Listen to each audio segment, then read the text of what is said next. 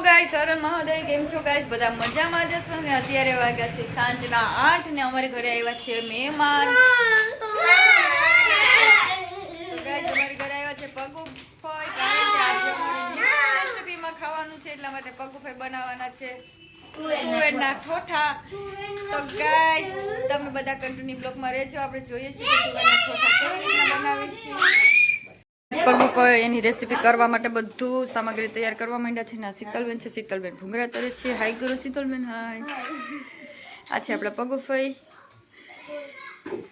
Smiley girl બહુ smile આવે છે આ ગર્લને ને ઓલી છે કારી મતલબમાં કારી ભોડી ભોડી ખાય છે ભૂંગળા હાય ભોડી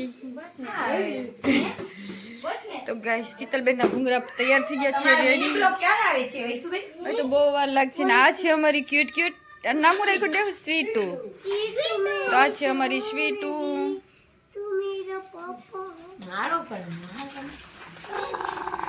આ બહુ છે આ બહુ હરામી વાયડો છે આ બહુ વાયડો છે છોકરો આ છે દેવીભાઈ ને આ છે વેદુ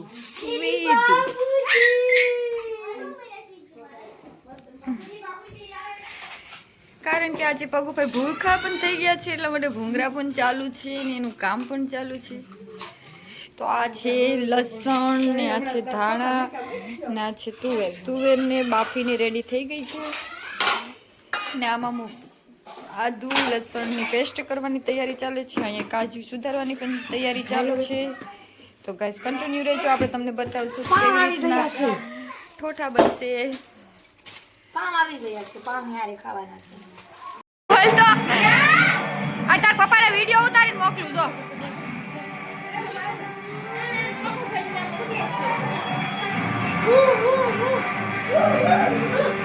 આ છે પગુફાઈ એ હા તો પગુફાઈ ઠોઠા બનાવવા માટે રેડી તૈયાર થઈ ગયા છે તો ગાઈસ આપણે આપશું પગુફાઈને તેલ આમાં તેલ છે લઈ લો ને આમાં કે નહીં હાલ આમાં હા તો લઈ લે હા તો લઈ લો ગાળી લો તો પગુફાઈએ લીધું છે ગાળવા માટે પહેલાં તો લાઇટર લીધું છે સ્ટાર્ટ કરવા માટે તો આ સ્ટાર્ટ કરી દીધો છે આપણો ગેસ ને હવે લીધું છે એને ગાળવા માટે ગરણી કારણ કે તેલમાં ભૂંગળા તૈયાર હતા એટલા માટે ના ચાલે તો પગુફાઈએ તેલ ગાળવાની તૈયારી કરી છે તેલ ગરમ લાગે તે ગરમ જ હોય ને તેલ તો ગેસ પગુફાઈએ તેલ લઈ લીધું છે સોહે કે તેલ નાખી દે સોતું હોય હા હા હા એક ચમચી ઘી નાખશે આ છે તેલ ને એમાં નાખી છે ઘી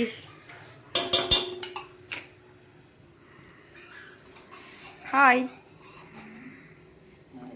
ભાઈ ગા મને તો હાવ થાય હવા માંડી કેવું તીખીમાં મરચી છે તો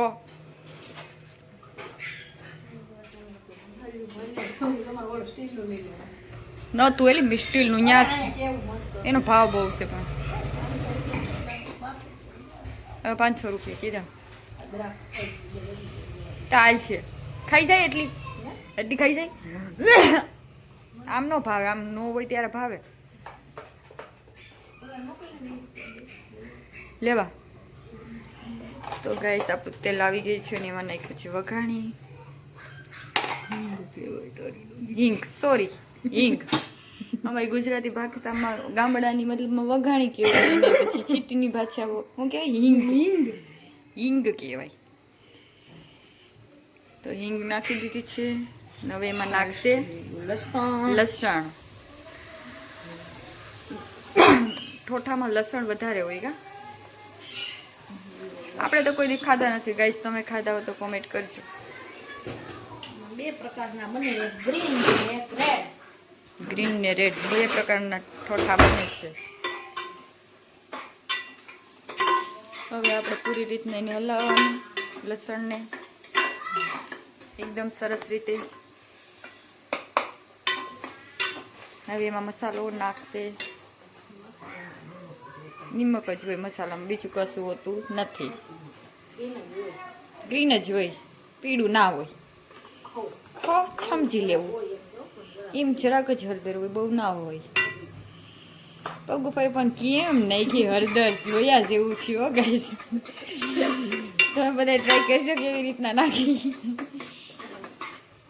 હવે નાખ્યું છે આદુ મરચાની પેસ્ટ.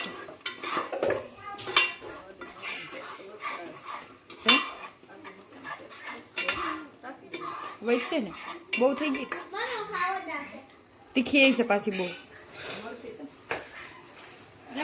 એટલે પકોડી અમે નથી ખાધી, તાર છોકરી જ રાખ ખાઈ ગઈ વધારે તો જોઈ લે છે દેખાય ને, પછી ક્યાંક અમારું નામ આવતું. તેમાં નાખી છે પકોડી દ્રાક્ષ, સૂકી દ્રાક્ષ. હા તો લઈ આવો, જાઓ જાઓ, આનંદ જીયાને મોકલ લઈ આવે, જા જો હે વૈશાલી કે નથી નાખી. હવે એને ક્યાં મોકલ્યો ત્યાં રોડ ઉપર, ત્યારે દોડતા દોડતા પાસે એને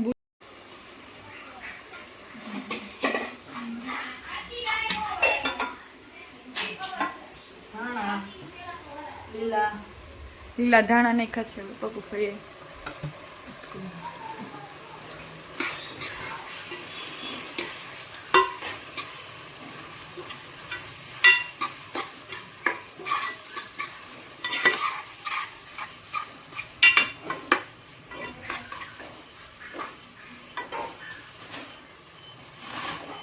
આમાં નાખ્યા છે કાજુ, બધી વસ્તુ બરાબર નાખીને અલગ નાખી છે.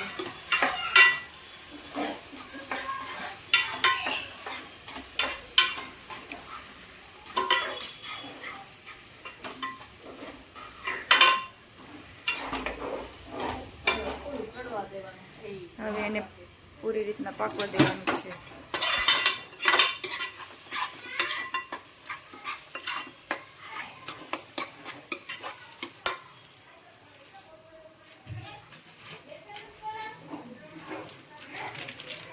નાખી દેવાનું.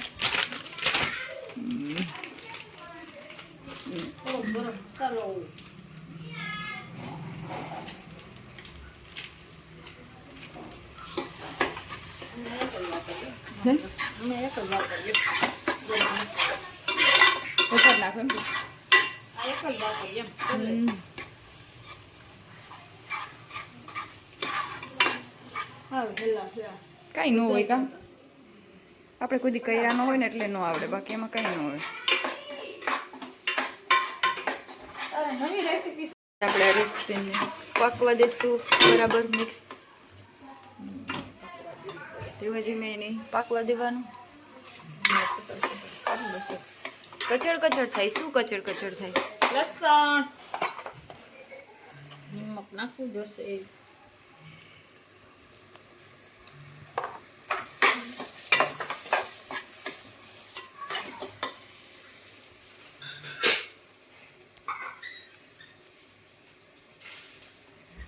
હું ગોતે પગું ભાઈ.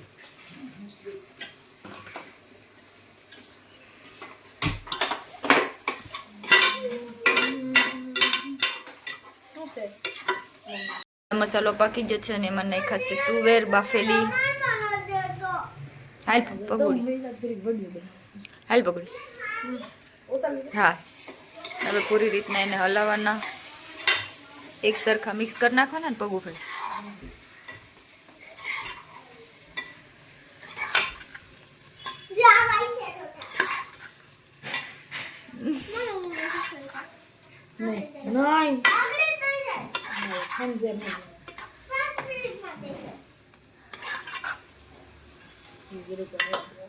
પછી આને થોડીક વાર રહેવા દેવાનું.